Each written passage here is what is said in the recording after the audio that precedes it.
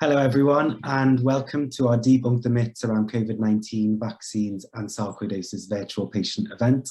We are so happy to be hosting this event with the Royal Brompton and Harefield Hospitals. Thank you so much for joining us today. It is really great to have you here with us. My name is Leo. I'm the Senior Executive at SarcoidosisUK. I want to say a really big thank you to Dr. Karanos and everyone at the Royal Brompton and Harefield Hospitals who have made this event possible today. And of course, thank you as well to the brilliant speakers, Dr. Kelleher, Dr. José, and Professor Wells. Now, after each talk today, there is going to be a Q&A session. We've had lots of questions sent in advance already, but if you didn't get a chance to do that, you will see a Q&A box at the bottom of the screen. So please do ask any questions there, and we'll try to get through as many as we can in those Q&A sessions. Now, just before I hand you over to Dr. Karanos, a couple of things from me. Firstly, SarcoidosisUK is here to support sarcoidosis patients in any way that we can. So do get in touch with us if you require any support, and we would be more than happy to help. Whether that's scheduling a call with our nurse helpline, putting you in contact with your local support group, or helping you find any information that you need. I'd also like to take this opportunity to say a heartfelt thank you to anybody who has supported the charity over the last year and a half. It really has been a difficult time for a lot of sarcoidosis patients, and we would not have been able to do any of our important work without your support. So thank you to our fundraisers, our volunteers, and our donors, and anyone else who has supported us. If you are able to, please do consider making a donation to SarcoidosisUK at www.sarcoidosisuk.org/donate. Any donation, no matter how big or small, is really appreciated and really does help. Finally, we are going to be hosting our Cardiac Sarcoidosis Patient Day with the Royal Brompton and Harefield Hospitals on the 17th of November, which Dr. Karanos will talk about shortly. But just to let everyone know that that is now available on our online shop to register for, and we will be releasing more information about that event in the coming days. That is all from me, I think. But once again, a huge thank you to the Royal Brompton and Harefield Hospitals for making this event possible, to all of the fantastic speakers today, and to all of the patients joining us. Thank you very much, and I will now hand you over to Dr. Karanos. Thanks, Leo. Thank you, everyone. Thank you for attending. It's a great pleasure to have a spectacular panelist, including Dr. Peter Kelleher, Dr. Ricardo José, and the well-known Professor Wells.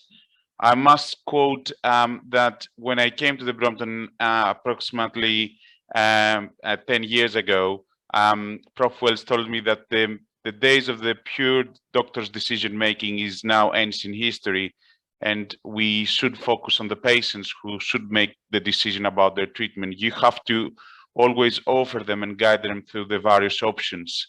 And we decided that this means patients' education, and that's why we have released a series of events to actually guide you through what we're doing, but also inform other colleagues about how it is best to approach things.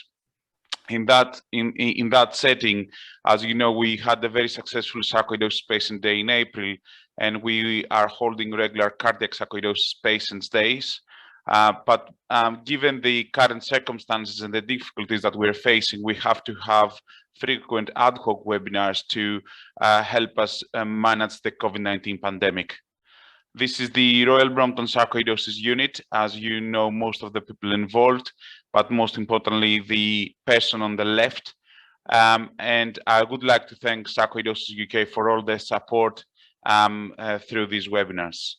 So without further ado, I would like to invite Dr. Peter Kelleher, who is our hospital's immunologist. He's very well known for his activity in his field, lecturer at Imperial, senior lecturer at Imperial, and he will talk to us about the role of vaccines.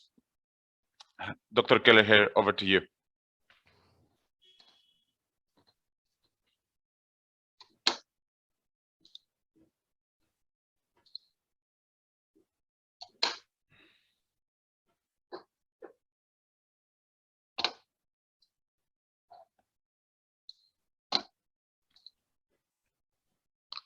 Thank you. Is it sharing? Yep. Okay, thank you. Sorry, I'm just going to give a brief overview on what vaccines do, their efficacy, and then we'll show you some data about vaccine immunogenicity in different immune compromised patient populations. So in reality, vaccines are an understated success story. We don't bang on enough about them, but briefly, WHO estimates that 2 to 3 million lives a year are saved by vaccination. There's been a significant improvement in vaccine technologies even in the last 30 years, with resultant improvement in children's health, and vaccines actually yield a very good economic return in contrast to drugs and other biological agents. So a vaccine is a biological product that's used to induce an immune response that confers protection against infection or disease and subsequent exposure. Now, vaccines consist of several components.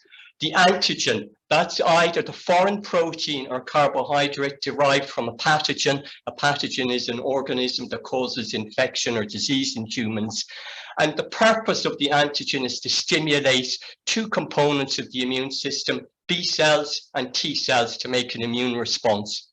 A lot of vaccines contain an adjuvant, and this is an agent actually used to switch on B and T cells, and it tends to stimulate the innate immune system, which actually acts to turn on T and B cells. Now, vaccines contain a number of other excipients outlined above, and trace components carried over from vaccine manufacturing to the final product, which can actually, for some vaccines, include things like yeast, eggs, but in general, there's believed to be no human risk to health from trace components except for allergy. So in the slide actually shows on the left all the different types of vaccines in use in clinical use, and on the right hand are the vaccines deployed in the current COVID-19 pandemic. Vaccines can be categorized into two main groups. Live vaccines, and by live vaccine, this is an attenuated or weakened version of a pathogen which can multiply in humans. And some examples of live vaccines are MMR, BCG, yellow fever. Live vaccines, though, can cause disease in immune compromised individuals, and depending on the severity of your immune deficiency, will be contraindicated. Non-live vaccines contain either killed whole organisms or components of a pathogen that can, proteins, or more recently, nucleic acids. Non-live vaccines do not replicate. So, how do vaccines work? Well, simplistically, all vaccines stimulate B cells to make antibodies to prevent infection. Most vaccines also activate T cells. Now, T cells help B cells to make the antibodies to protect you, but T cells in themselves also play an important role in controlling and eliminating established infection. The purpose of vaccination is to induce immune memory.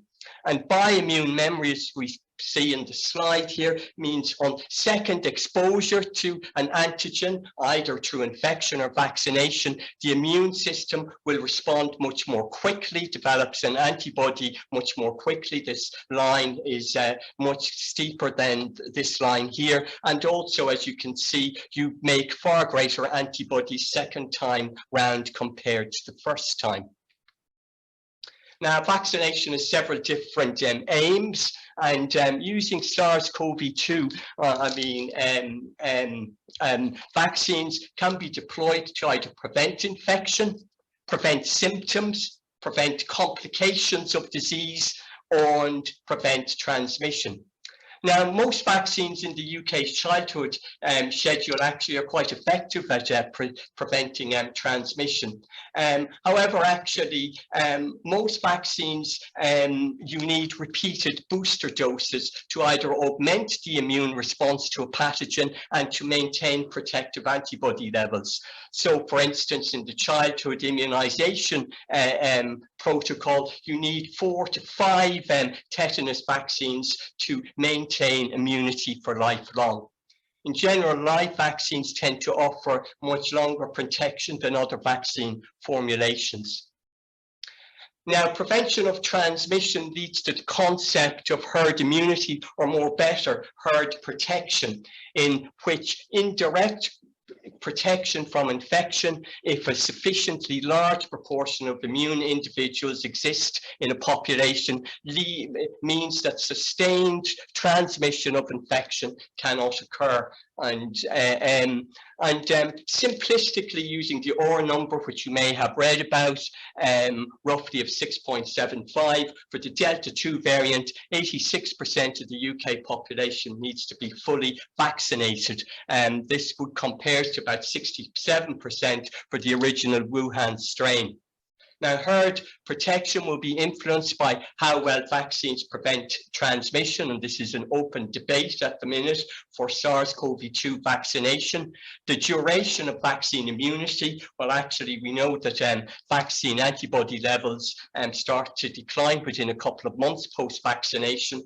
The capacity of a pathogen to mutate and avoid vaccine-induced immunity, a concern about SARS-CoV-2, and then your population structure, that age distribution, household contacts, and finally, vaccine uptake.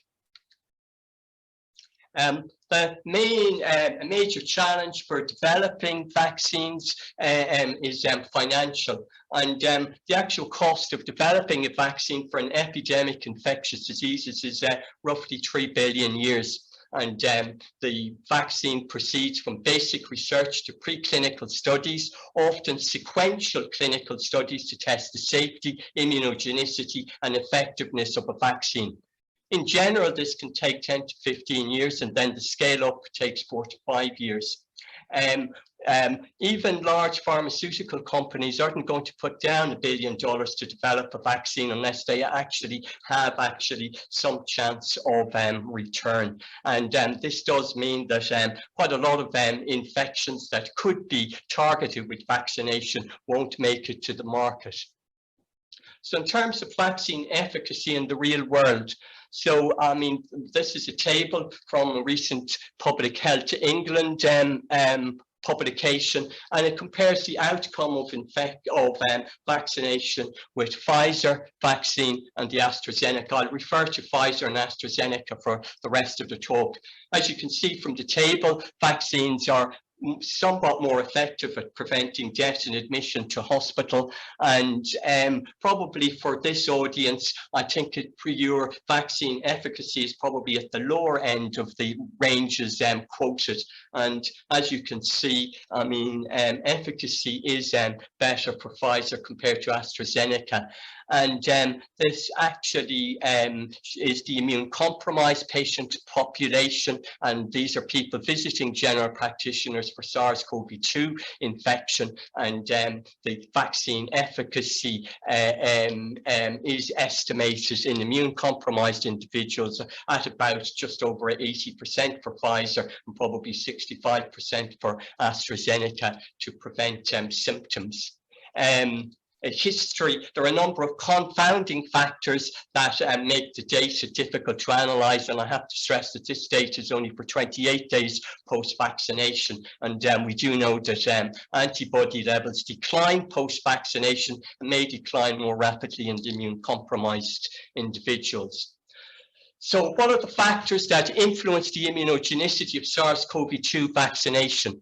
Well, if actually you look at this slide, and this is data from our group, from a patient cohort who are moderately immune suppressed, they're mainly on tacrolimus and low-dose prednisolone. And these are antibody levels. The dotted line is protection. And you can actually see that actually if you've had a history of previous COVID vaccination, you make actually far better antibodies compared to those who are infection naive. And again, actually, if actually you've got the Pfizer vaccine, you tend actually again to make significantly higher antibody levels than the Oxford AstraZeneca. And these are on this graph actually again looks at T-cell immune responses post vaccination, slightly depressed for the Pfizer vaccine compared to healthy controls. So previous infection and what vaccine you get will influence the immunogenicity. The immunosuppressive regimen has an important influence on this. And this is data actually derived from Harefield Hospital, from actually the heart and lung transplant individuals. And these people would be considered to have quite severe immune suppression because they're on all these individuals were receiving prednisolone, mycophenolate, and tacrolimus. And although all healthcare workers actually seroconvert. You could see actually here that given the AstraZeneca vaccine to this patient cohort actually results in fairly miserable seroconversion, and T-cell immunity is quite significantly depressed compared to healthy controls.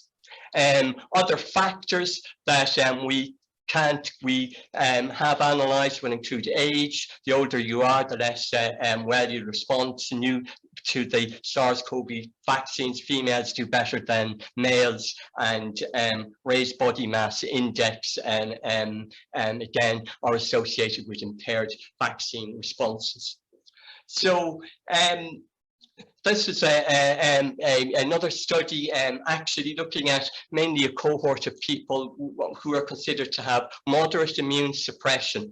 And actually, the take-home message is actually most people actually develop immune responses following 2 vaccine doses if you assess their serology and their T-cell immune responses. Again, those who are on rituximab, who received rituximab in the previous 6 months, have a significantly reduced vaccine response, and that's largely because actually they don't make, they have actually significantly reduced B cells. So we would argue for immunogenicity studies that actually you need actually to assess serology and T-cell responses fully to define responses to vaccination in immune suppressed patient populations. And the work also suggested that actually addition of an extra vaccine booster may be a potential strategy for serological non-responders. And finally, we come to the Octave study, and this was used by the UK government to set up the booster strategy that you're all being offered. And again, actually, the take-home message here is quite similar to what we've studied before, that 89% of immune suppressed patients would seroconvert 4 weeks after a second vaccine. However, actually, you tend to find lower levels of SARS-CoV-2 vaccine antibodies in different patient cohorts, up to about 40%. Now, importantly, we don't know the functional significance of this finding. So we don't actually know if you've lower antibodies compared to healthy controls. We use healthcare workers. We have no idea whether that will influence your protection and vaccine protection from subsequent SARS-CoV-2 exposure. So, this is again why these findings are considered research. Interestingly, T-cell responses following vaccination across all patient subgroups are similar to healthy individuals. So I think actually that's quite good. I get asked actually quite a lot about vaccine safety concerns, and actually we knew a lot about actually we could apply our knowledge for SARS-CoV-2 because we knew a lot about SARS-CoV-1. I mean, mRNA vaccines have been around a long time, first introduced into humans in 1993. Viral vaccines have been around since the 1990s. Vaccine development proceeded using parallel rather than sequential clinical studies, because actually you spend about 50% of those 15 years actually trying to get money to conduct the trials. And actually, if someone's going to give you $1 billion in the US, $2.5 billion to do the vaccines irrespective of the outcome, well, actually most people will go ahead and proceed quite quickly.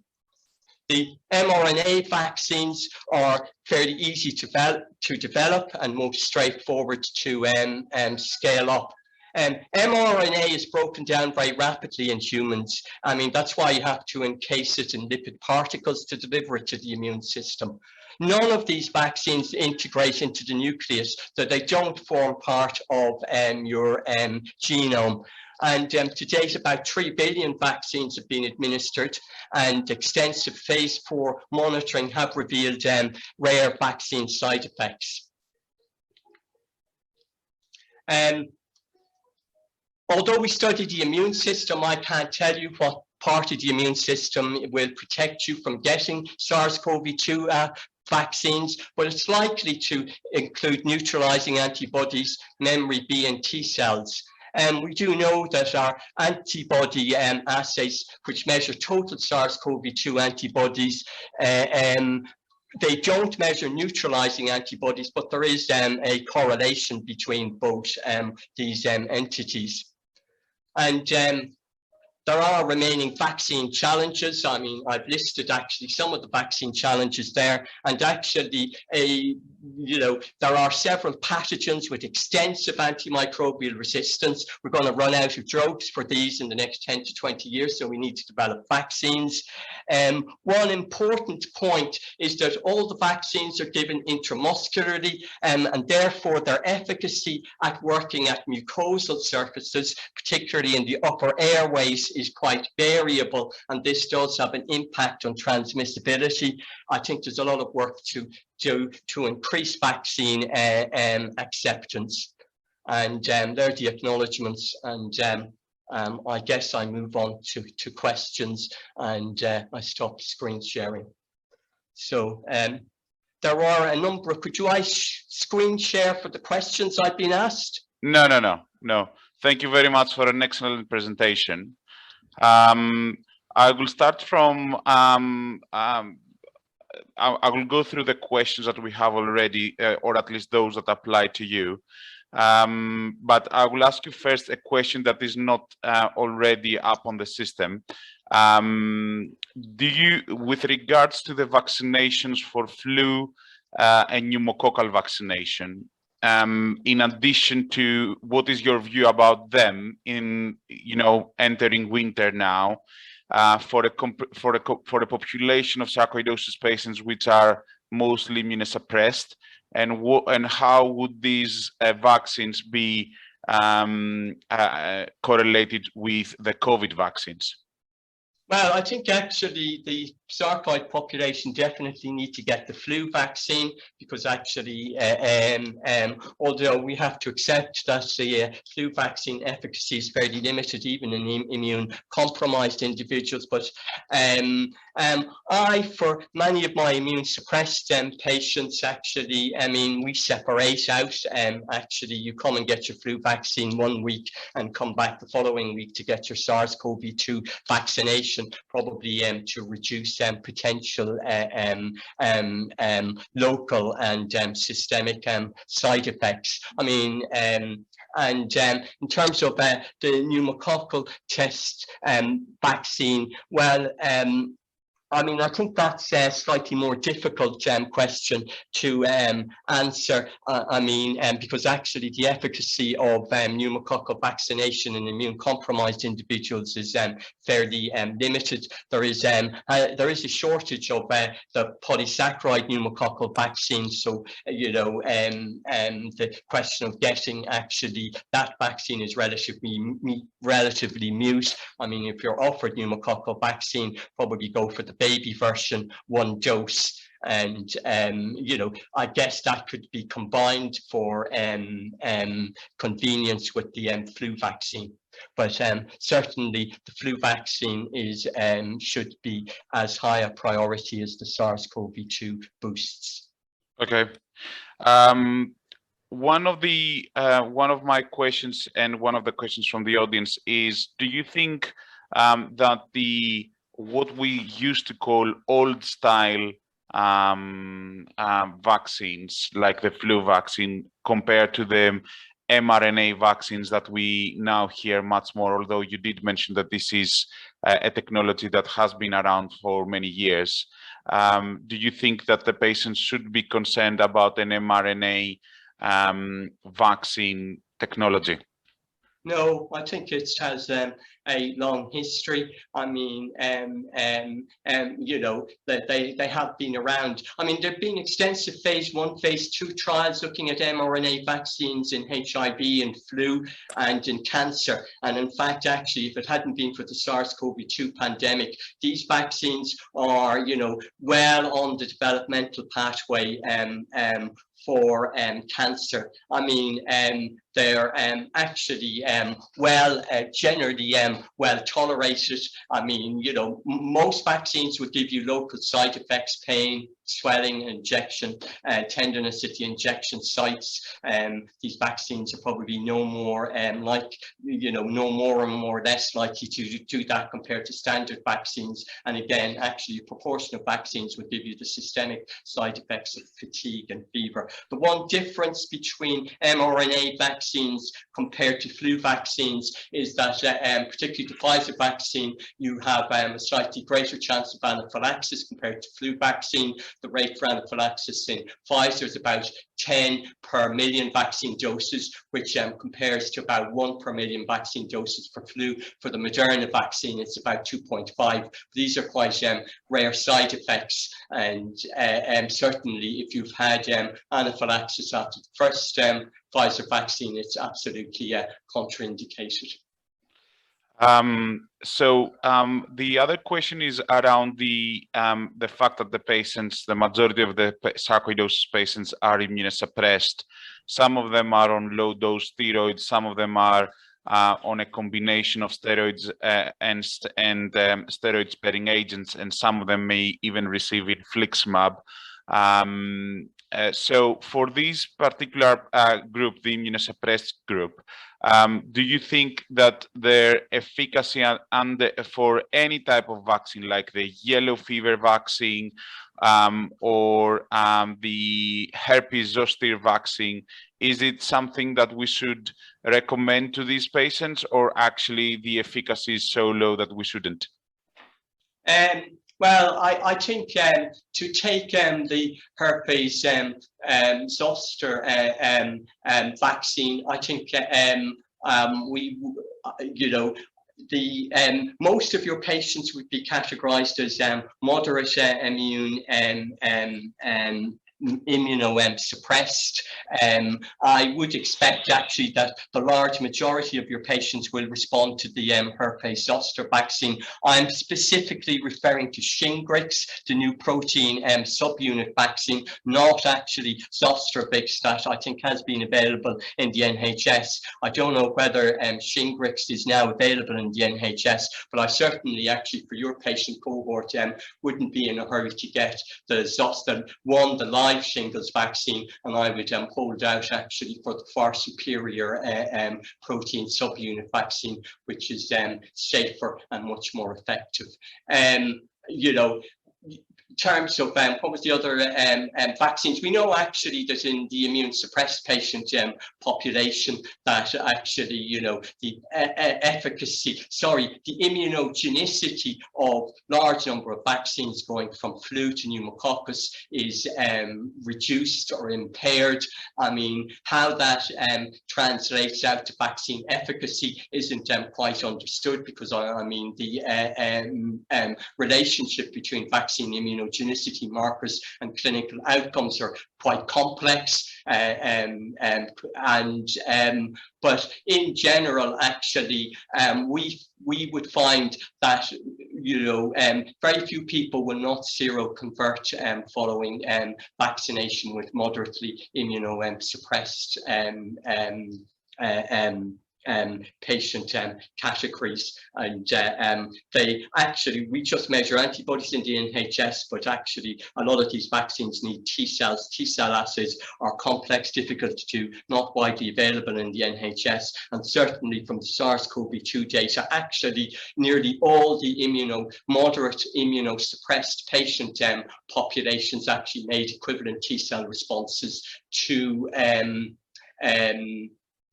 healthy control individuals, and we think actually T cell responses are actually going to be probably as important, if not more important, for stuff like shingles.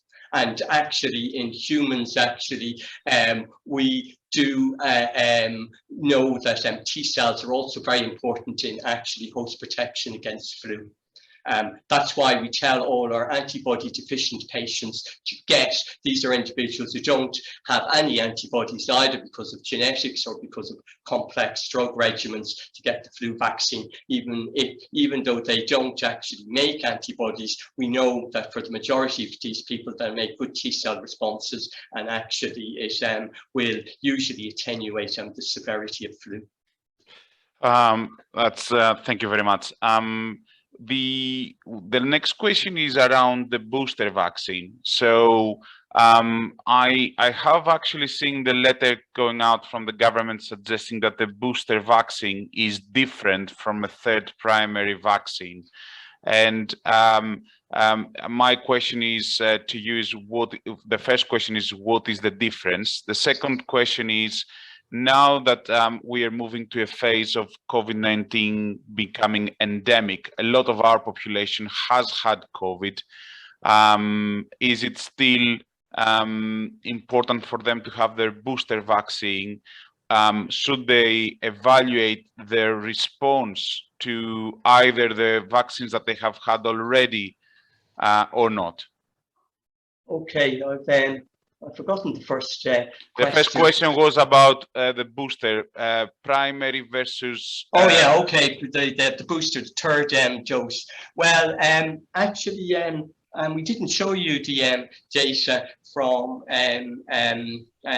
our transplant data, but there is quite a lot of experimental and now clinical evidence that actually if you mix and match the vaccines, you get actually far better immunogenicity responses, which might ultimately lead to improved clinical outcomes.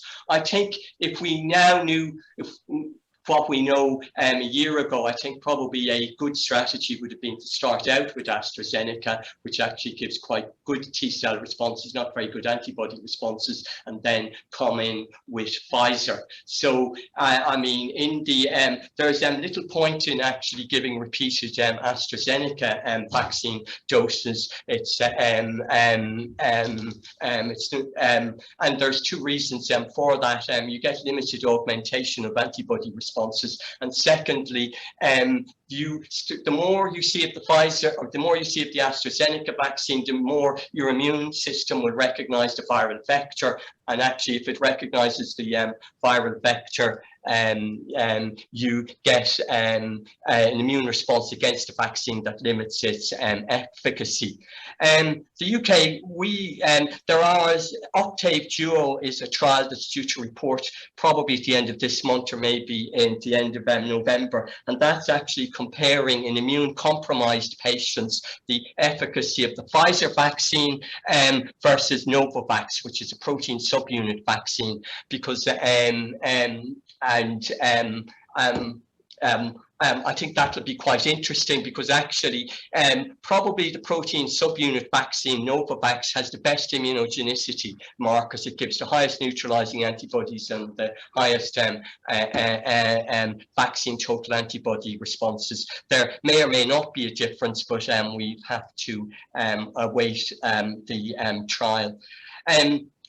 It's quite clear that actually natural COVID infection, actually your immunity actually starts to decline after natural COVID infection. It's probably, we probably estimate from mathematical models that people's immune system will probably start to decline within a year to 18 months. And again, in terms of the vaccination, well, certainly we've seen in our healthy control workers that certainly for Pfizer, there's about a 5 to 10-fold decline in antibody responses post-second vaccine, although that's probably not clinically important, because these people will probably still be protected against SARS-CoV-2. So we think actually the vaccine efficacy will be reduced, not because the vaccine, not because SARS-CoV-2 is going to mutate, but because of waning vaccine immunity. So the issues are when should we offer boosting? I mean, I think it's being taken pragmatically to offer boosting before the winter season in the UK, and then how often should we come back and boost?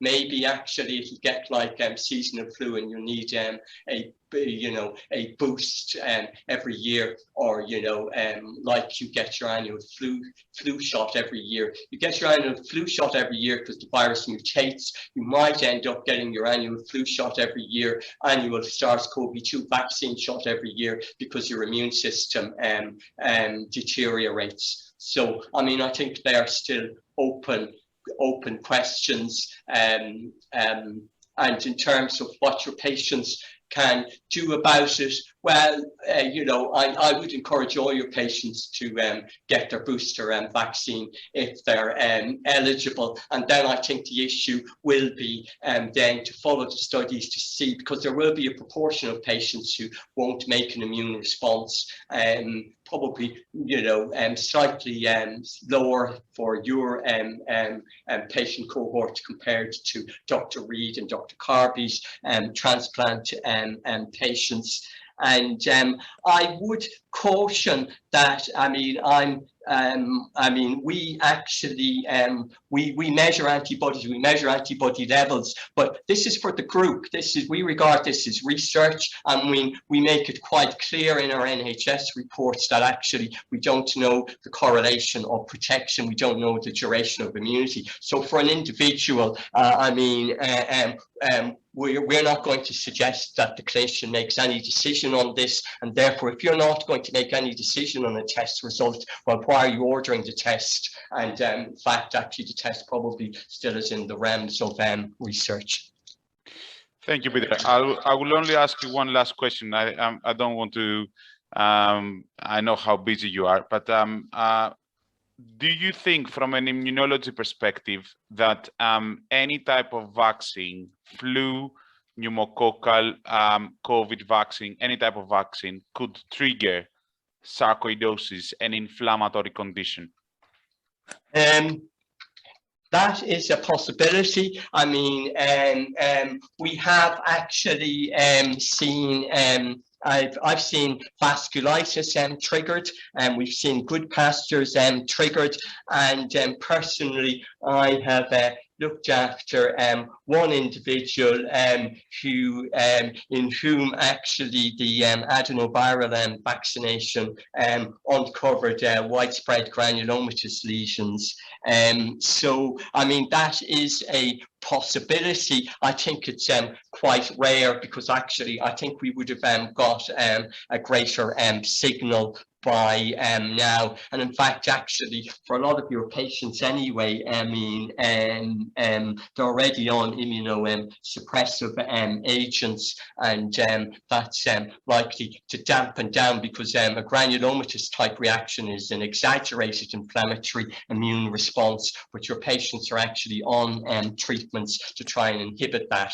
So the setting I've seen, vasculitis and granulomatous reactions being precipitated by vaccination or in those who weren't on immune suppressive medication. Thank you very much. Thank you, Peter.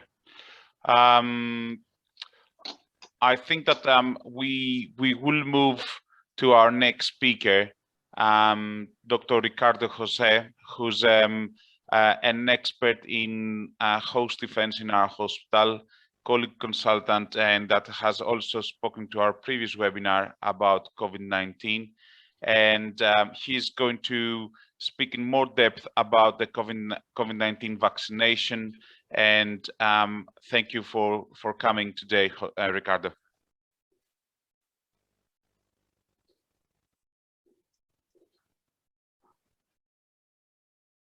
Please unmute yourself, Ricardo. Thank you very much, Vasilis, and thanks for the invitation to speak to you today on the SARS-CoV-2 vaccination. Can you see my slides? Are they showing up okay? They show up okay. Is there a way that you can move to the without seeing your notes? Because we see now your first screen, we see the next slide. Because I didn't have that planned. What's this place? That's better. Is that it? Okay. Yeah. Excellent. Thanks, Vasilis. I've removed some of the slides I had to not duplicate with what Dr. Kelleher has already explained very, very well about the immune system and its response to vaccination. So I'm going to focus on the changes to the schedule that have been made, specifically focused on immunocompromised hosts. So the vaccine schedule, as you know, was a 2-dose schedule initially, where most people were offered the AstraZeneca vaccine and then later the mRNA Pfizer vaccination. The second dose was initially delayed by a few weeks due to national shortage and an aim to vaccinate as many people as possible with the first dose. And then later evidence did actually come out suggesting that by delaying the second dose, there was an improvement in antibody responses to both vaccines, particularly with the AstraZeneca vaccination. But subsequent to that, there's been a lot of information coming out showing that people who are immunocompromised with low functioning immune systems don't have a good antibody response compared to healthy individuals.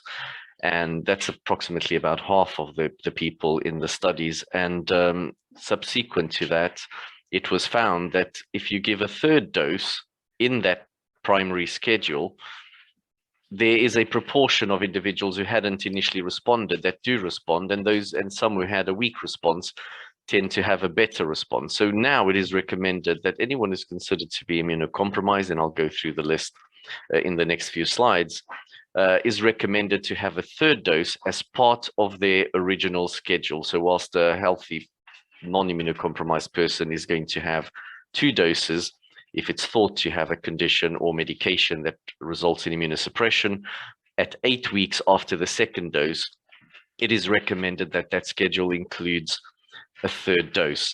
Now, this should be done at a period where the person is felt to have its lowest degree of immunosuppression. For example, if it's due to medication, it should be given at least 2 weeks before initiating immunosuppression, such as rituximab, or after a period of immunosuppression. And that's always hard to determine how long to wait.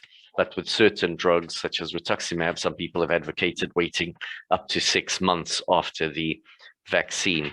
It's also, as Dr. Kelleher has already mentioned, mRNA vaccines are preferred for the third dose if it's at all possible to be given, as they generate better immunogenicity in this context. Now, following this, everyone who's had their second dose or has had a third dose, and I'll go through the clinical indications later, should have a booster.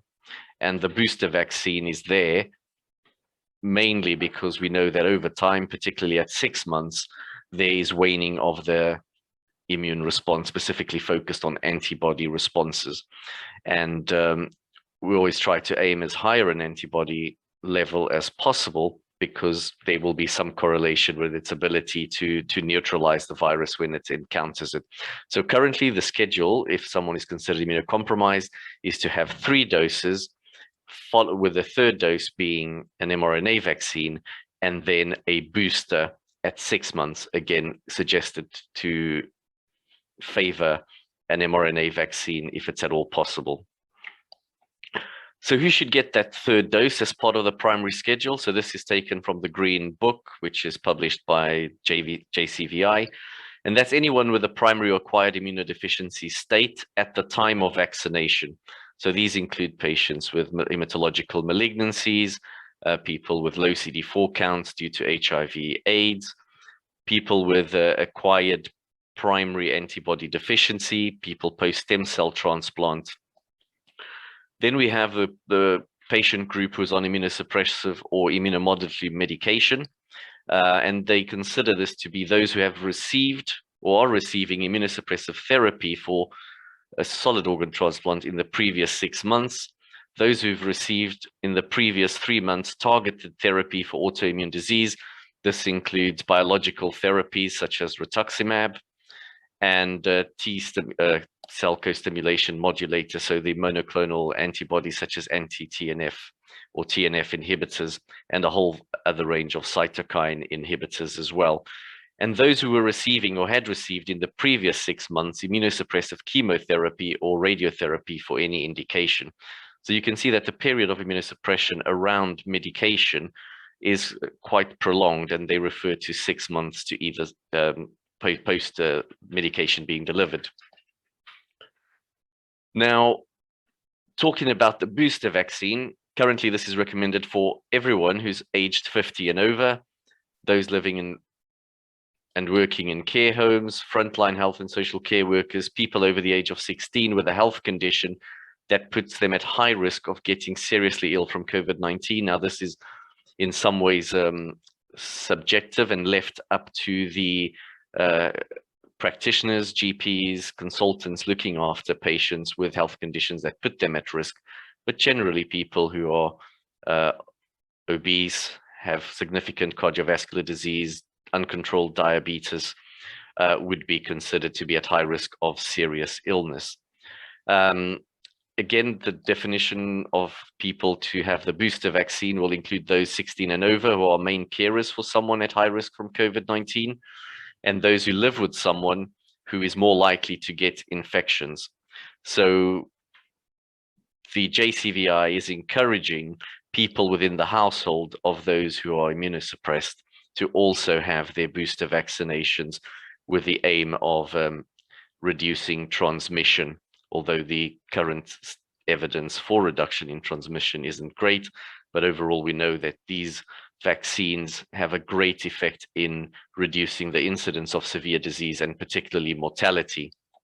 And I'll show you a study that was published. This is only for the Pfizer vaccine, and the study was conducted by Pfizer themselves. So we do have to note that it's their own publication, but this is looking at real-world data post-vaccination in 1.2 million people. So it is a large cohort, and they grouped patients into those they considered to be immunocompromised and those which they considered to be non-immunocompromised, with 225,000 people who were considered to be immunocompromised. No significant differences in terms of age groups or necessarily in gender. But what they did find is that patients who are immunocompromised were at 2.5-fold increased risk of having breakthrough infections despite having had 2 vaccines as part of their vaccine schedule, compared to non-immunocompromised individuals. And this would fit with the data that suggests that about half of people do not have a good, who are immunocompromised, do not have a good antibody response to the vaccines. But I think what's more important is looking at mortality.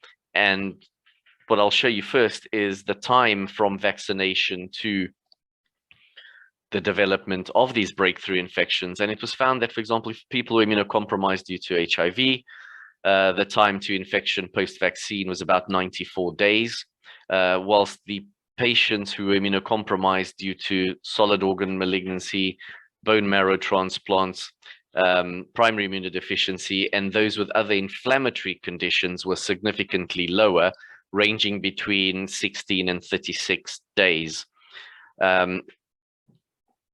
Interestingly, despite most patients, I think, who'd be taking anti-metabolite medication for more than 14 days, would be those with rheumatologic or other inflammatory conditions. There's a difference there in terms of the time to developing breakthrough infections of 57 days versus 30 days. But I think what's important is mortality. So in the immunocompromised cohort, what was the mortality of patients who had breakthrough infections despite having 2 doses of the Pfizer vaccine? And you can see that amongst the 374 patients who did develop infection, only 2 of them passed away from the disease, and that equates to a mortality rate of 0.5%, which is significantly lower than what one would have identified pre the vaccination era. This is some data from vaccine responses in solid organ transplant individuals. And you can see this was published earlier this year, not too long ago, as letters in the New England Journal of Medicine. And on the graph on the left-hand side, you will see the little red dots for patients who had the mRNA vaccine, and in blue, those who had placebo. And following the administration of a 3rd dose, the antibody levels are significantly higher in those that had a 3rd dose versus placebo. And that's a logarithmic scale, so you can see how they exponentially increase in that group. But there will be individuals who, despite having a 3rd dose, who are immunocompromised following a solid organ transplant, who still have very low levels of antibodies, as you will see down here at the bottom in the mRNA group. Again, before and after 3rd dose, you will see a significant rise in the percentage of, or the ability of these antibodies to neutralize virus. So again, supporting the known idea that the more antibody you have, or antibody titers, the more likely you are to neutralize a virus, at least in vitro. In the B panel, you see the response per individual of those who had the 3rd dose. And most people who had a 3rd dose, you can see an increase in vaccination, in antibody titers, whilst in the placebo, if there is an increase, it's not as marked as that's seen in those who received the vaccine. The study on the right-hand side shows similar data where they were looking at the prevalence of antibodies in individuals who had a solid organ malignancy and had the vaccinations. And you will see that before the 1st dose, there were no SARS-CoV-2 antibodies detected. Before the 2nd dose, you start seeing a higher percentage. And by the time that people have had their 2nd dose and prior to the 3rd dose, there was about 40% prevalence of antibodies, which then a month after the 3rd dose increased to 68%. So although not great, not everyone after a 3rd dose will have SARS-CoV-2 antibodies in their peripheral blood. The data does support that there is a greater likelihood of people responding. And I think what the data hasn't looked at yet individually is what are the characteristics of those people who have had a small response or no response, what their likelihood is of having a good response to a 3rd dose or even a booster. But that's where research is ongoing. And Dr. Kelleher has mentioned currently antibody testing is predominantly within the research arena. So thank you all for the opportunity to talk on the schedules today, and I'm happy to take any questions. Thank you, Ricardo, for an excellent talk. Obviously, there is always some overlap in a webinar like this. I think this has been mentioned before. I did ask this, but just to because it has been a second question, is the booster dose different than the third vaccine? So is it the third primary dose larger than the booster? Are they different vaccines? No, the doses are currently recommended to be the same. The only study that's been done showing a booster with a lower dose is with the Moderna vaccine, and that was based on the concern about myocarditis with that vaccination, particularly in younger people. So they have reduced the dose by half. But the current recommendation is that the doses are given the same. The only difference in recommendation is that it is suggested that if possible and available, that people who've previously had the AstraZeneca vaccine as part of their primary schedule, that they should be given a booster with an mRNA vaccine. As I think we have mentioned it, but trying to pass a message out there to the attendees. We are talking about the population that we are expecting that their immunosuppression is going to affect their response to the vaccines. So by default, this creates a logical question: should they be checking about their response? And if not, should they continue to follow specific restrictions? Are these patients allowed to travel? Are they allowed to do? Are they allowed to return to some sort of normality? So, I mean, that is a very difficult question, and that is a question that I think every patient has to individually have with their treating physician, because despite us looking at a big group of patients who are on immunosuppressive medication, there will be differences in someone who's taking 20 milligrams of oral prednisolone plus, say, methotrexate or azathioprine compared to someone who's on 7.5 milligrams of prednisolone in terms of their degree of immunosuppression. Again, individual risks will be things like age. So people over the age of 65 versus a 25-year-old, their risk is going to be different. People who have other comorbidities such as obesity, diabetes, hypertension, they will be at increased risk. So again, it has to be looked at an individual basis. I think where we can be reassured about SARS-CoV-2 vaccination within immunocompromised hosts is that as a group, if you're looking at, say, 50 to 60% of people having an antibody, some degree of antibody response, it's still showing in the studies that there's reduced mortality in this group. So we would still recommend everyone to have their vaccination, even when they don't know the antibody levels. And again, as Dr. Kelleher mentioned, there's a big role for T-cell responses with a large group of immunocompromised patients showing a T-cell response in those studies. Now, I understand that there's different thresholds that people will put at what a good response is within those T-cell tests and even within antibody testing. And that's where it makes it difficult for currently within the NHS to offer everyone a antibody or T-cell test, because what do you do with that data?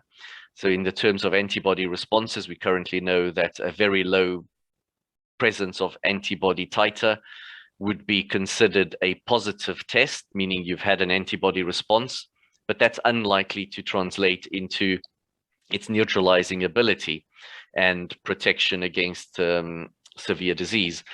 While someone who has a high antibody response, that's more likely to be the case. But where's the sweet spot that you say, well, from this level onwards, you will say you've had a good response? And people have a good idea within the research setting, but there's no studies that have come out yet to guide clinicians further on that. So yes, tests are available. they can be done to help patients and clinicians make their decision, but in no way is it going to be an absolute guarantee that that test is going to be offering people significant reassurance. Because, you know, we always say in medicine, never say never and never say always, because nothing is concrete in that setting. So I hope that answers answers the question. It makes sense to me. Hope to everyone else as well. One of my other questions was that for patients that have received AstraZeneca vaccination, so 2 doses, they will be most likely asked to switch to an mRNA vaccine such as Pfizer. What does this mean for them? Does this mean that actually they need to go from the beginning, let's say? Does this mean that they may require a second Pfizer vaccine down the line, or not? No. So if people have had the first 2 doses with an AstraZeneca vaccine, the body has recognized the spike protein that's within that vector and has created an antibody response to it. It's just that with the mRNA technology, used almost like an adjuvant, you are more likely to develop a higher antibody response in individuals who are immunocompromised. Hence why that vaccine is being recommended as a booster.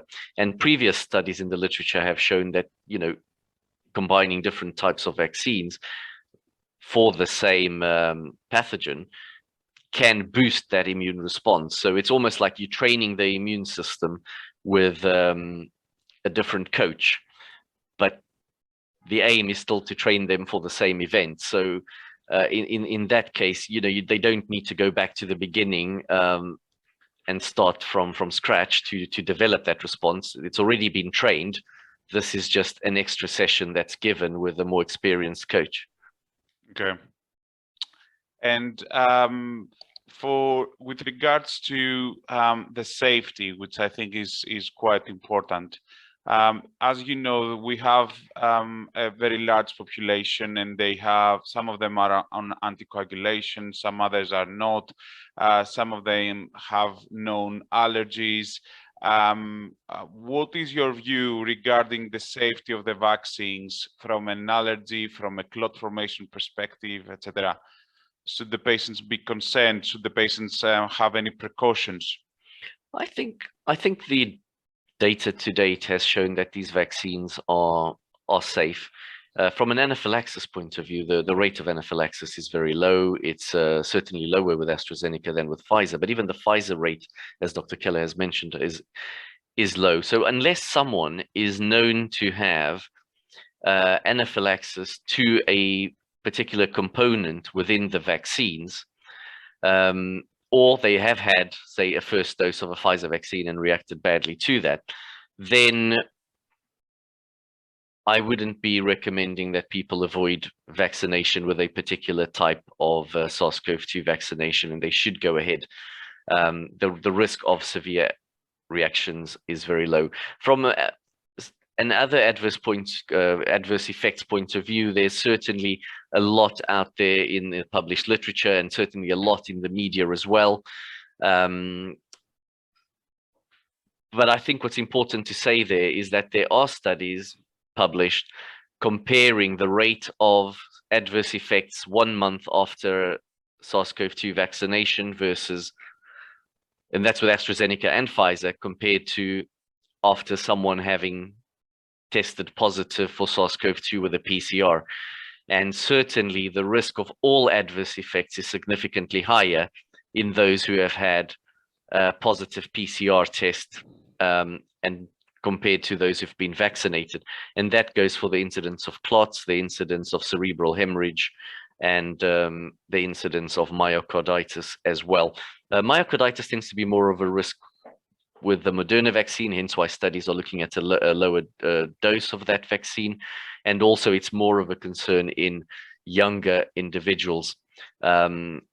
But in the UK, you know, we're predominantly using AstraZeneca and Pfizer, and the risk of myocarditis is there, but it is low.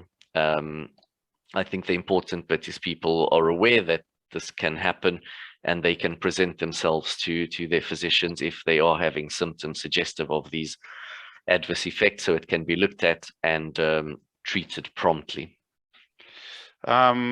Thanks, Ricardo. The only last question is, would you stratify the risk of the patients depending on the level of immunosuppression that they are on? So would you, and similarly, the effectiveness of the vaccines? So is a patient likely to develop a better response if he's on a low dose of steroids, as opposed to being on a combination of steroids and a second-line agent? And if so, would you recommend stopping immunosuppression prior to having the vaccine to allow for sufficient antibody response? I think so. I think people who've been on high dose of prednisolone will have a reduced response to vaccine, as well as people who are on combined corticosteroid and antimetabolite therapy. And then the other big group is patients who've recently been given B-cell depleting antibodies. They are less likely to respond. Now, I know within the NHS this isn't offered, and there are concerns about, you know, at what level of antibody do you say someone is going to be protected? But I think clearly what we know is if you've got no antibody response on a antibody test, that would certainly alert a physician to this person has not responded to their second dose or to their third dose. And hence people in that group, I think, will benefit from the ongoing self-protective measures of social distancing, wearing masks, and particularly in crowded places, because in that case, the risk of acquiring COVID is still highly prevalent as we move into the winter. For those who are on low-dose immunosuppression and they are well controlled in terms of their disease and have been well controlled for a prolonged period of time, I think it's worthwhile they have a discussion with the treating physician about that.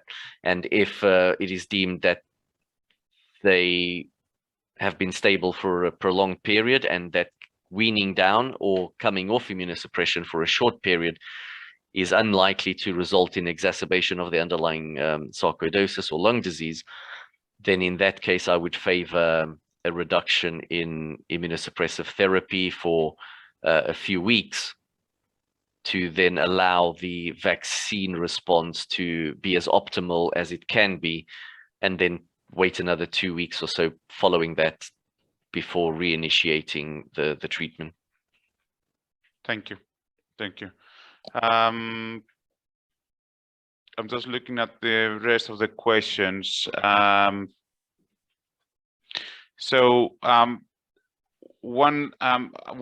did ask that question to Dr. Kelleher, and this is, I think, a follow-up question on that. I asked whether there is a risk of sarcoidosis triggering with mRNA vaccines, and he said that this is a rare possibility, but cannot be 100% excluded. So one of the questions from the audience is, do we think that there should be an individual assessment of risk before having the vaccine, on the basis that this could be, let's say, trigger sarcoidosis activity, have side effects, and not having efficacy? What's your view on that? So again, really difficult question. I think it's an interesting one, but difficult because it does require those discussions at an individual basis. Look,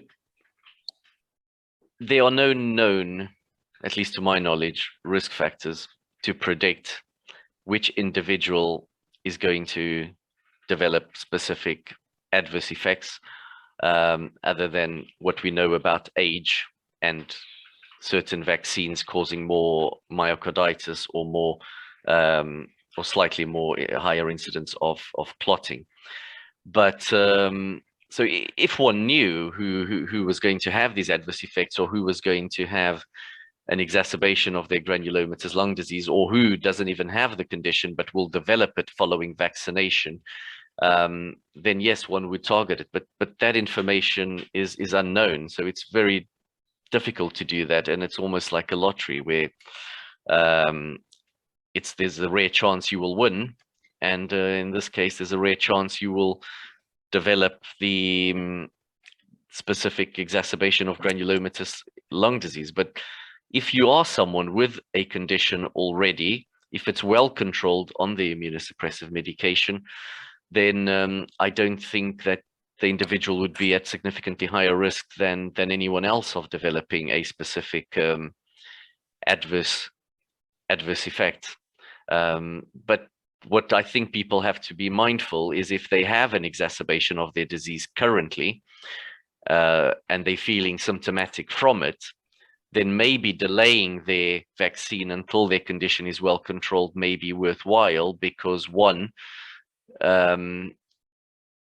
you don't want the vaccine adverse effects to be confounding the clinical condition, and you don't want the clinical condition course to be confounding vaccination adverse effects and wrongly being attributed as a cause of a problem when it wasn't. And also, if someone's disease is uncontrolled, they're probably requiring more immunosuppressive medication actively, and that will reduce their chance of having a good response at that time as well. Okay. My only comment to that would be that at least for sarcoidosis patients, it's quite difficult to define when the condition is under control, especially for a very high symptomatic population. So I do see the challenge there. Big challenge, definitely. Thank you very much. Thank you. Hope that was helpful. It was very helpful. And I'll move on to Professor Athol Wells, my great mentor. It is a pleasure to have him, and he will actually take us through sarcoidosis, COVID-19 pandemic, and COVID-19 pandemic. Athol, over to you.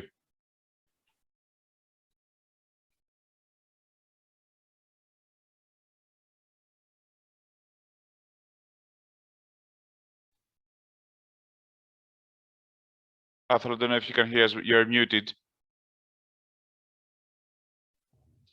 Thank you. I'm just grappling with sharing my screen. As you know, we tested it before, and so hopefully I will be able to appear imminently. We can see that. Sorry? If you were sharing your screen previously, now we can see your yes, Google Chrome. Understood. It's just a matter of actually reopening my screen, I think. Sorry about this. I will stop sharing for a moment, and then I will reshare, and hopefully that does the job. I'm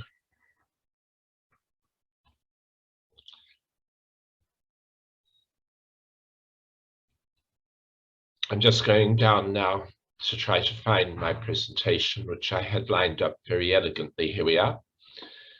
Now can you see this so far before I go on to PowerPoint?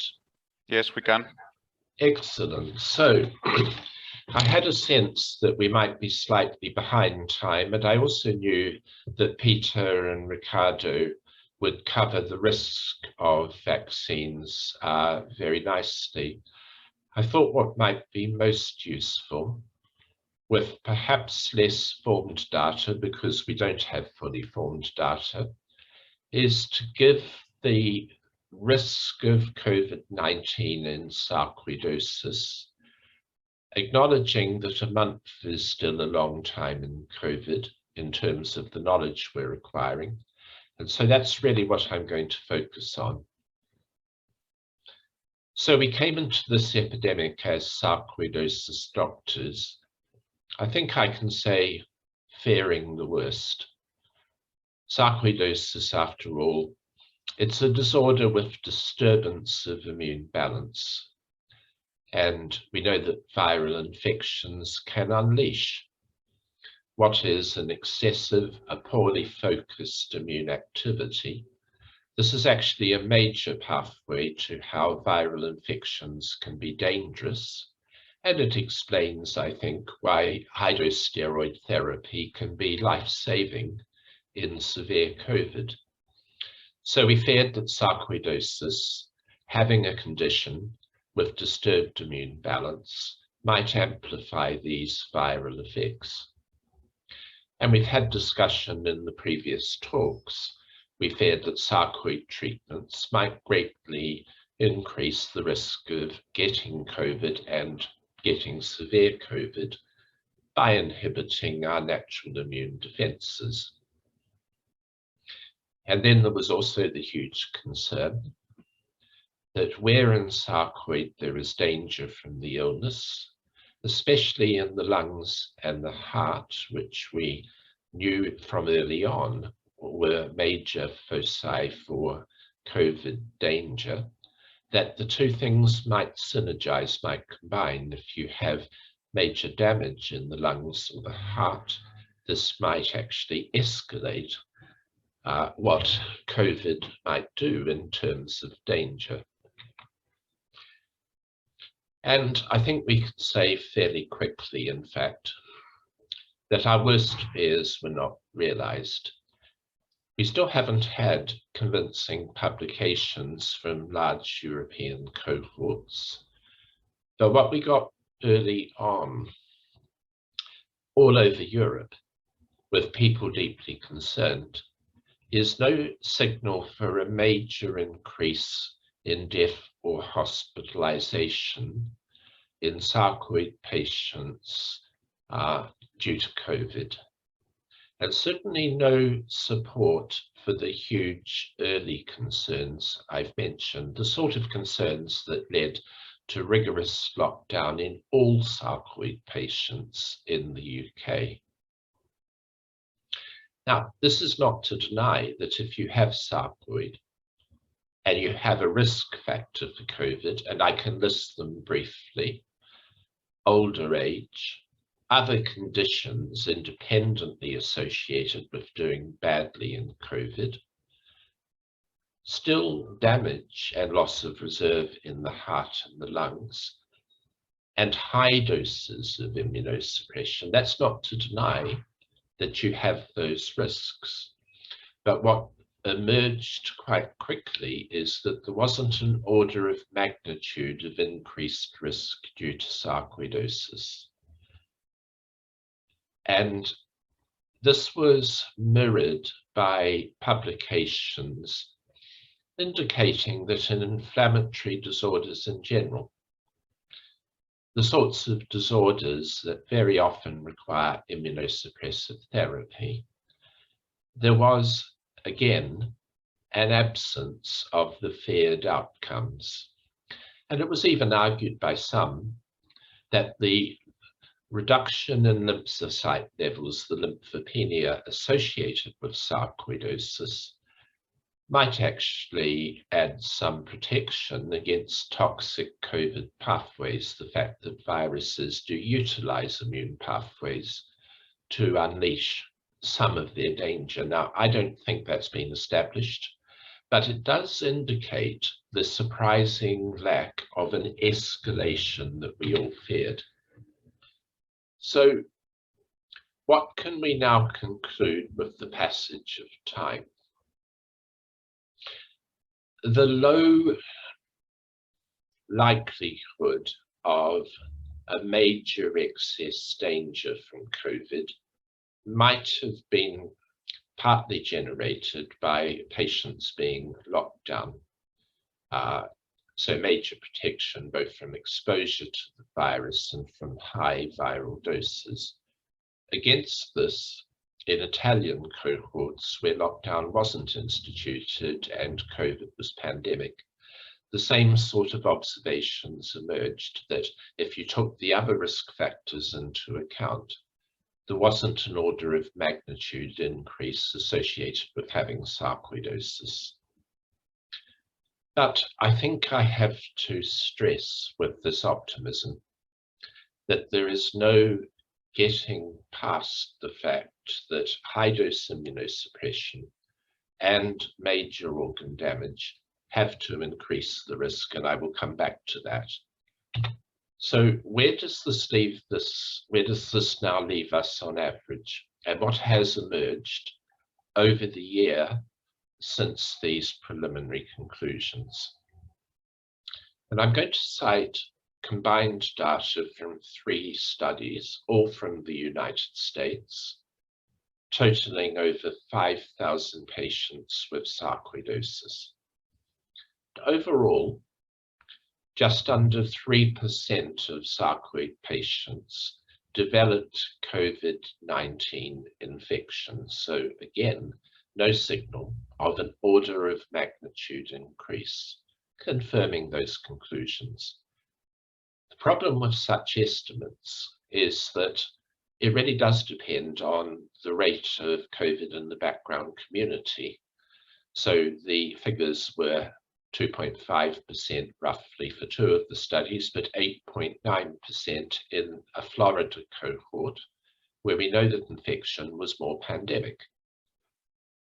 And patients coming up to hospital units in a society in which there is opposition to mask mandates are probably at increased risk of developing COVID. What can we say, though, about the 3rd study, which I think was the best study? So firstly, and this includes comparison with patients not on treatment at all, no single immunosuppressive agent was associated with increased risk of infection. Now, the problem with that conclusion is the great majority of people receiving treatment in sarcoid will tend to be on what might be termed a civilized level of immunosuppression.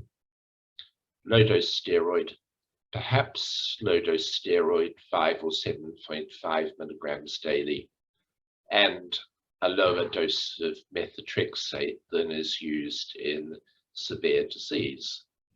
And I think we've heard previous speakers refer, and questions also, to the likelihood that you shouldn't talk about a risk of immunosuppression without separating out a level of immunosuppression which is unlikely to result in delays in viral clearance. Now, we do have data in sarcoid, this is pre-COVID, that doses of steroid of 10 milligrams daily or less do not seem to be associated with an increased risk of viral infection.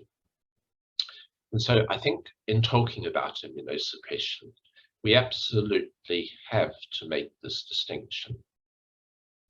Now, in response to a question at the end of the previous talk, one should always in sarcoid be asking the question, does an individual need as much therapy as they are currently having? It is always correct to ask that question. It is always correct to consider whether treatment should be reduced. And a risk of COVID is an additional spur to something that should always be done. And so I think there is a big difference between the individual on high-dose steroid, who perhaps should anyway have a steroid reduction, and the individual in whom it is known that a dose of 5 or 7.5 milligrams daily is still needed to control infection. You would reduce in the first scenario. I do not believe you would in the second. Now, the next point is parallel.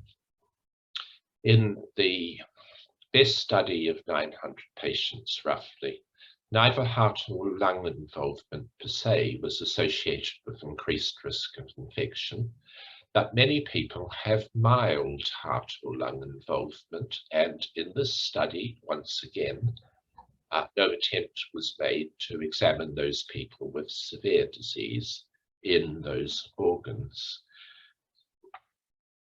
And mortality in the best study, the 900 patients, was 1.3%, if you developed COVID infection, the risk of ventilation was 4%. It should be stressed this was a cohort with access to very full supportive measures, including access to ventilation. But this does not suggest that with best management, if you develop COVID and sarcoidosis, that you have an excess mortality compared to COVID infection in other groups. I think it's worth saying that actually the mortality rate was unexpectedly low based on our initial fears, but we should remember that the average age of the cohort was 58.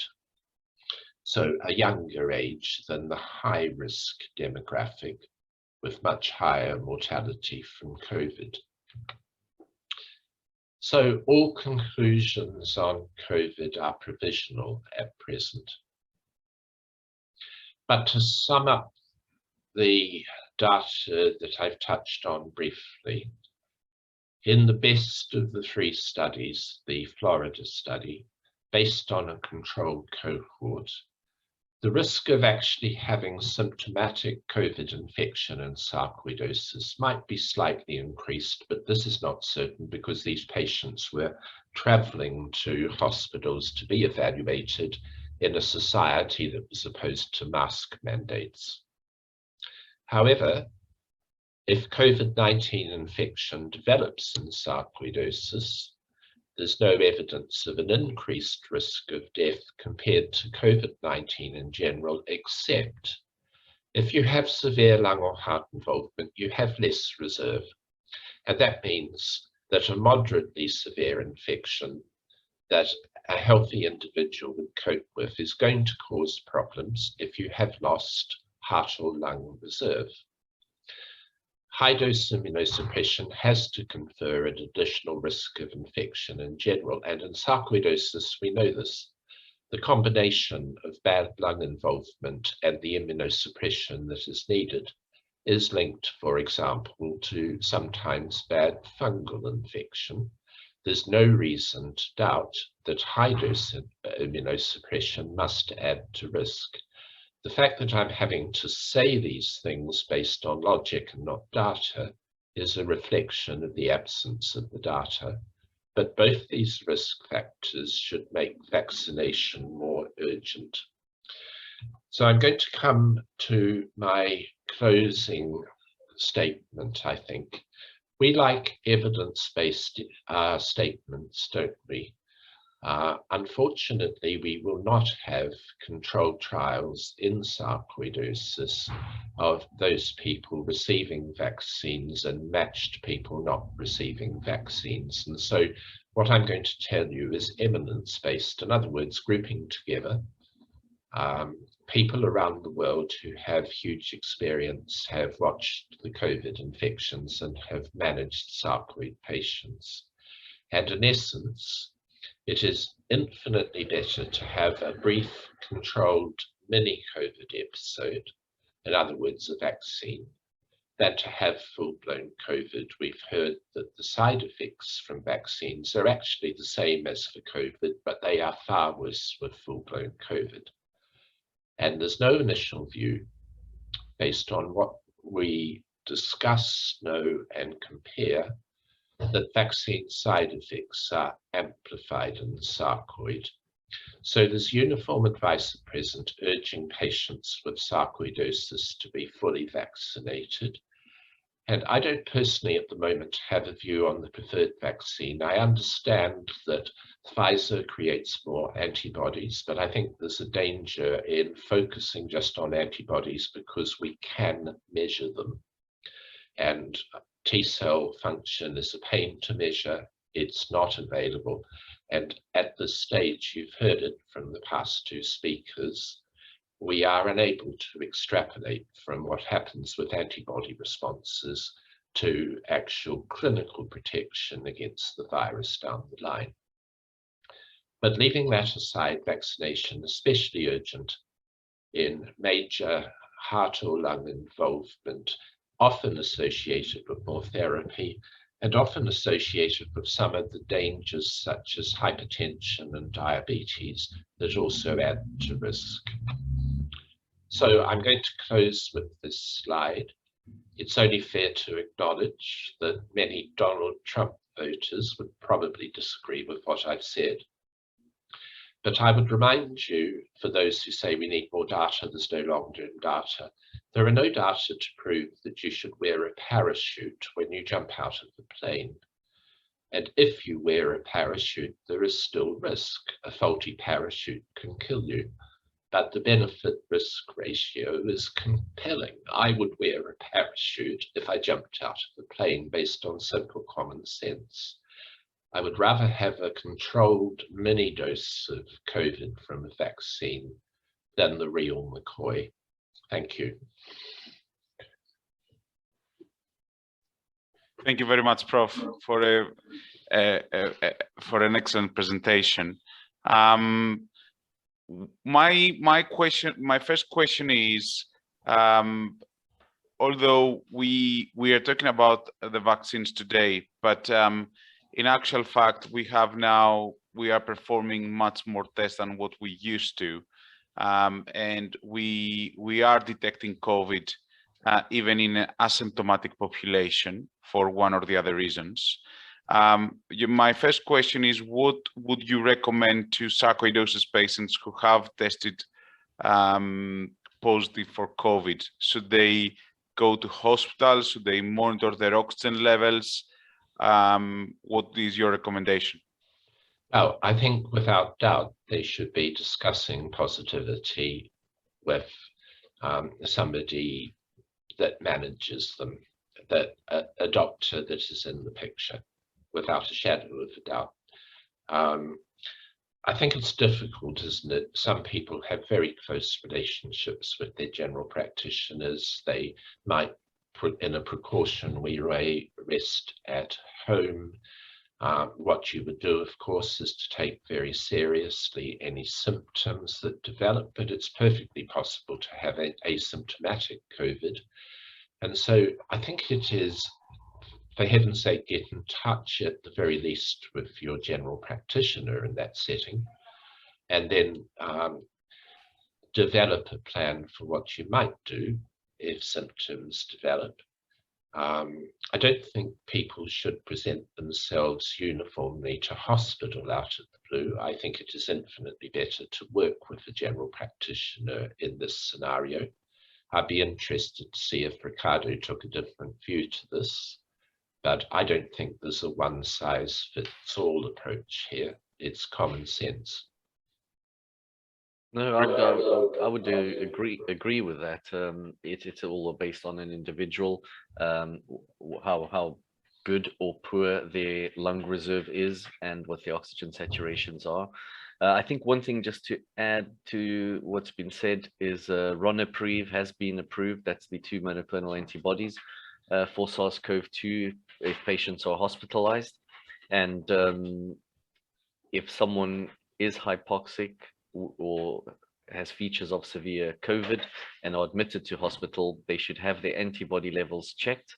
And if they are antibody negative, i.e. they've not had a good response to vaccination previously or to their own COVID, then they will be getting Ronapreve, which is funded by the NHS and has been shown to reduce mortality in patients who've not previously had an antibody response. Thank you, just to end the question, it's so individualistic. Do you have major risk factors? Have you just had contact with somebody when you do the test? Is the test potentially going to reflect a higher likelihood of developing worse infection in the near future? You've really got to discuss the individual features with somebody medical at that point. From your view, as a sarcoidosis expert, would you stratify the risk of patients depending on the on which factors? And would you say that, for example, someone on infliximab is at a much higher risk compared to someone on a combination treatment? Look, I've no doubt that heavier duty immunosuppression has to reduce the clearance of infection. I've also little doubt that very low dose immunosuppression can be beneficial, actually. It can actually take the edge off some of the toxic pathways that are triggered by viruses. Now, where the break point goes, I'm afraid, is going to be very difficult to define. I mean, we measure a lot of stuff in the immune system, but it's fair to say that nothing we measure has yet been established in COVID as being a surrogate for what happens clinically downstream. And there's a danger of spurious precision. So how do I break this down? In somebody on infliximab, I believe the risk is certainly likely to be higher. And I think in somebody with infliximab plus methotrexate, which is often used, again, the risk is likely to be higher. Can I provide a menu for the point at which civilized immunosuppression actually becomes higher risk? No, absolutely not.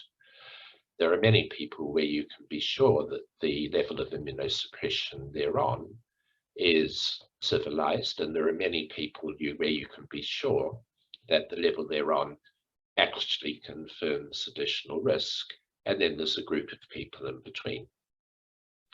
Now, one of the markers that may be useful is that somebody has, in the past, an undue amount of infection in general with a low dose of a second-line agent. And I think it is common sense in that case to suspect that an individual who, say, on methotrexate has a history of too much infection of various kinds, in the lack of guidance from a test you can measure, it seems common sense to suspect they are going to be at more risk of dealing with viral infection less efficiently. I think, is that fair? Do you think, Ricardo?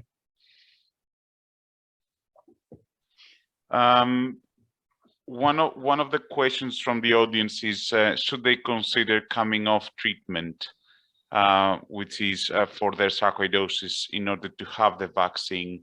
So what's your comment on that? Look, I've heard what Ricardo said. I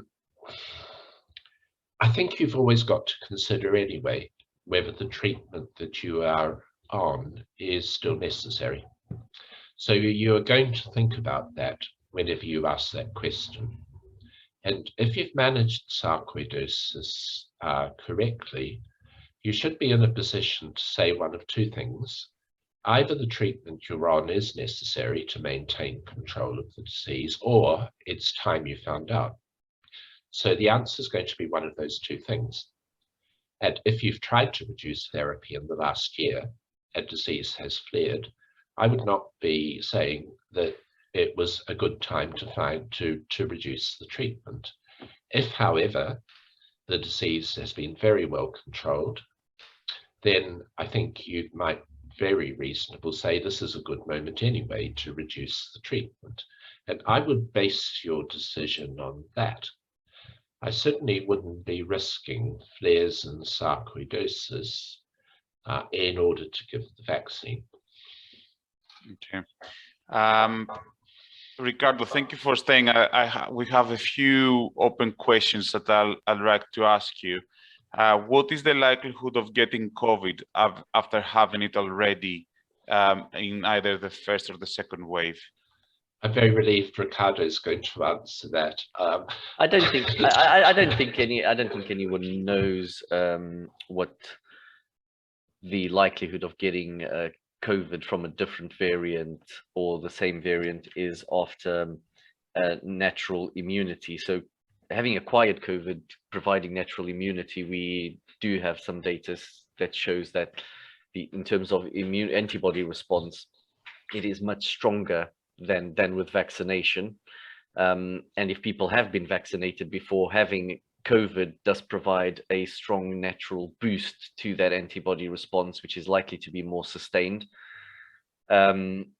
But we do know that antibodies over time, particularly in people who are immunocompromised, will start to wane and reduce. But what people don't talk about is, there's a lot of talk about measurable antibodies, neutralizing antibodies. But look, in terms of all these infections, the immune system, as always, responded in a way that you have a good antibody response following exposure to a pathogen or a vaccine. And over time, yes, that antibody response does wane, but that's why we have memory B cells. And memory B cells and our T cells will stay in resident tissue and in our bone marrows, waiting for the opportunity to see the pathogen again, and then giving a very rapid instruction to the other immune cells to come in and fight the infection and the pathogen. And what we haven't done in the context of SARS-CoV-2 is looked at what effect these memory B cells will have in the future to another exposure to the virus. Because, yes, we need high levels of neutralizing antibodies now to fight the current infection. But the idea is that if you have memory B cells, then those memory B cells, when they encounter the pathogen, will suddenly tell the other lymphocytes, look, this is what we're dealing with. This is what you need to make. And suddenly your neutralizing antibodies will go up at that point of infection.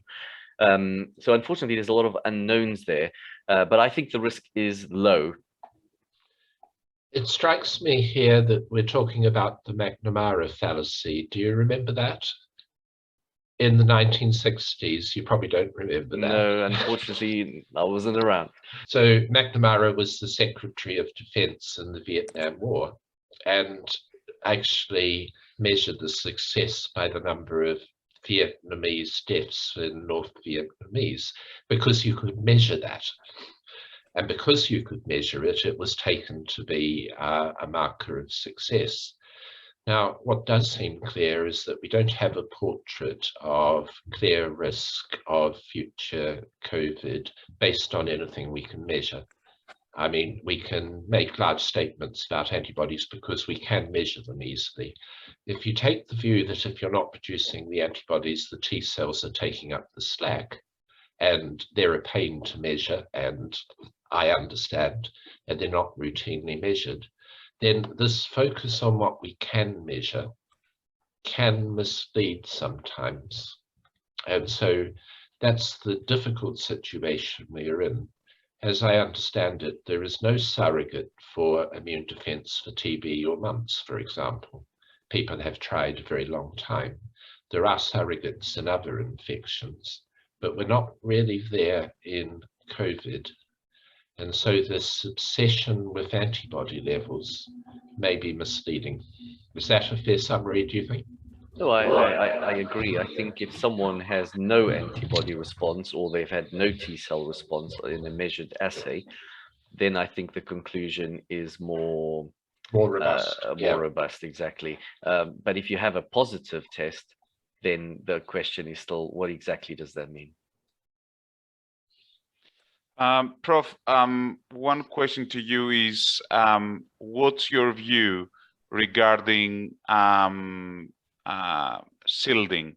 So if new lockdown conditions are imposed, what would your recommendation be about sarcoidosis patients?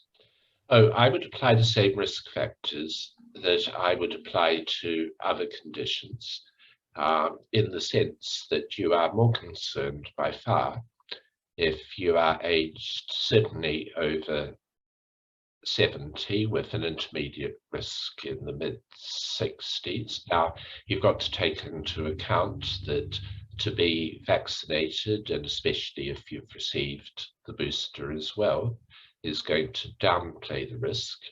And you're going to apply the same risk factors. Now, my faith is that the public health recommendations will reflect those risk factors: high doses of immunosuppression, major damage in the heart or lungs in the disease, comorbidities that are dangerous, and age, and that this will then be put up by the benefits against the vaccine, and a recommendation will be made. Now, provided that framework is followed, and I'm sure that it will be, then I would actually advise people to follow the advice. What I would hate to see is a blanket recommendation for everyone with sarcoidosis, however young or old, whatever the treatment, whatever the organ damage, whatever the comorbidities. And I think the data we now have makes it very clear that this would be inappropriate. And I think with the fears that were there when COVID first arrived, there was something of an ethos of that view, wasn't there? I mean, lockdown across sarcoidosis across the board. We now know that there is not an order of magnitude risk increase. So I would apply the risk factors that apply across disorders to sarcoidosis.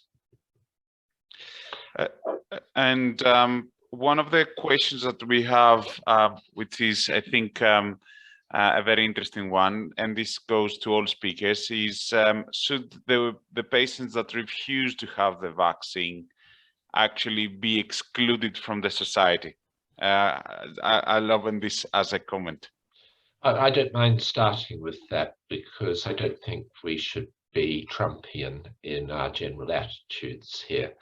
Although actually he would actually exclude those from society that have had the vaccine, as I understand it. But look, I think the argument is a drink driving argument, isn't it? That there's a responsibility on people not to drink when they drive because they can damage others, and the argument runs that there's a risk of damaging others, and it's quite a powerful argument. But we're not really in the business, are we, of that sort of, I'm searching for the right word. So my answer to that is no, but I do wish that people would apply the logic. Yeah, no, I would agree and echo that. I think one thing the data is very strong at showing from vaccination is on a population level, those who've had the vaccine have a reduced incidence of severe disease and have a significantly reduced risk of death. So the evidence for preventing transmission to others is much weaker, and people can still get COVID if they have the vaccine. But I think on an individual basis, people should be thinking, actually, this vaccine does protect me against being hospitalized and dying from this severe illness. And then people can make up their own minds, and it's basically a decision they're taking on to protect themselves or not. Yeah, it is difficult, isn't it? Because to not have the vaccine also does add risk to others. And that's the difficulty of the argument. But I wouldn't have said it's such a calibrated, defined risk in an individual that the individual can be penalized the same way that a drunk driver can be. It's a statistical risk, isn't it? So it's not sharp enough. Now, some societies may well impose what you're talking about. And just as in China, people were walled up if they had COVID or COVID tracing.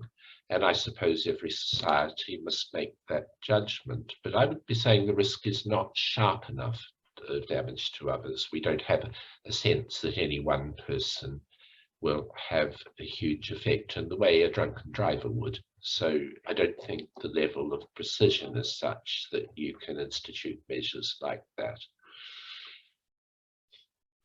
Thank you. Ricardo, one of the questions is whether there is, apart from the yellow card system, whether there is any other way of systematically collecting side effects and effectiveness of vaccines at the moment. I would imagine this is not something that could be specifically for sarcoidosis patients, but in general, do you have an idea? In the UK, it's just the MHRA yellow card system that patients can self-report any adverse effect that they think may be attributed to their vaccine. General practitioners and obviously clinicians in secondary care, etc., are also advised to highlight to patients that this can be reported and to report themselves as well. So that is, as far as I know, the only mechanism outside of clinical trials for the recording of these events. And the MHRA regularly review their data coming through. Thank you very much. So with that point, I would like to thank everyone, Dr. Kelleher, Dr. Jose, and Professor Wells for speaking today. Thank you everyone for attending, and have a good rest of the day. Bye-bye.